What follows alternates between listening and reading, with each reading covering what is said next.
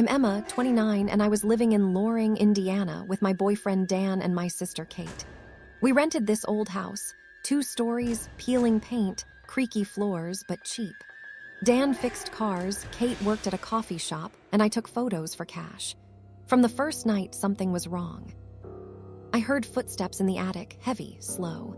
Dan was in the garage, Kate was in her room with headphones. We blamed the wind, but that night, a low, guttural whisper woke me up right by the bed.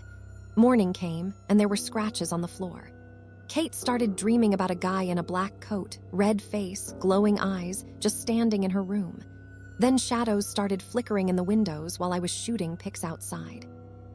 One night, Dan stared into space and said in this rough, weird voice, "Emma, you hear it calling."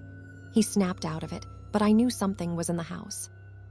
I dug through library records and found an article. Lucas Gray lived here, killed his family, then hanged himself in the basement, claiming voices in the walls. We called Ruth, gray-haired, sharp-eyed. She said, "This isn't a ghost, it's worse." During her ritual in the living room, the lights flickered, and this shadow loomed over Kate, red face, claws, hooves. Ruth yelled, "It wants a body." Dan spoke in that raspy voice, "She's mine," and threw Ruth against the wall. I grabbed Kate, busted the door open, and we ran. The house shook, a roar echoing behind us. Next morning, cops found Ruth dead in the basement, eyes burned out. Dan was gone, just his shredded jacket and claw marks on the walls. We bolted to my aunt's in Chicago, but I hear that whisper calling my name at night.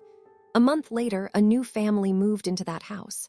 They were found dead, all but the dad, just a bloody jacket left. I know it's not gone. It's waiting for me.